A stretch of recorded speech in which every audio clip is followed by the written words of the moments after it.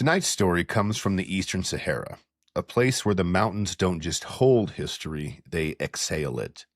And if you're unlucky enough to be camping near the Horseshoe Lake after dark, you might hear something like a scream frozen in stone. Well, it sounds terrifying, but I've never been. So, Gregory, take us there. Well, Horseshoe Lake sits above the Mammoth Lakes in California. Beautiful area, popular trails, mostly quiet nights. But in 1990, the U.S. Geological Survey discovered something terrifying. Massive pockets of volcanic carbon dioxide rising straight out of the ground. The gas was so concentrated that it killed entire sections of forest and, tragically, a couple that was hiking near the lake in the early 1990s. Now, that part is well documented. You can read the USGS reports. The danger is real. But what hikers started reporting after those deaths is something that no scientist can explain. Backpackers began telling the same story. At night, usually between 1 and 3 a.m., from the tree line around Horseshoe Lake, they heard human screams.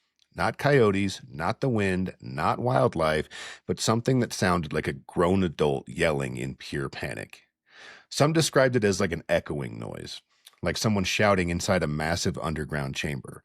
Others said it was short, single bursts, one scream, then silence. A few claimed the screams seemed to come from just beyond the tree line, but when they looked, nobody was there. And the moment they moved towards the sound, the forest was dead quiet. It got weirder. Several hikers reported intense headaches right before hearing the screams, the same type of pressure USGS says occurs when CO2 gas levels spike near the ground.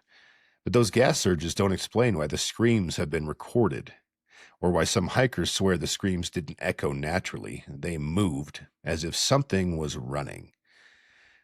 To this day, locals around Mammoth say that on certain nights, right before a CO2 pocket release, you can hear something that sounds like the last breath of whatever just died in the soil below you.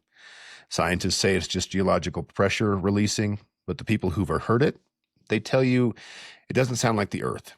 It sounds like someone calling for help, and no one ever answers. That's actually crazy because when you were telling me the story at first, I was like, I wonder if the gases are messing with their head. But then when you're like, it was recorded, like, well, you can't really mess with a recorder. So what is Right. it? Yeah, and to this day, it remains unexplained. So if you're ever camping near Mammoth Lake, let us know.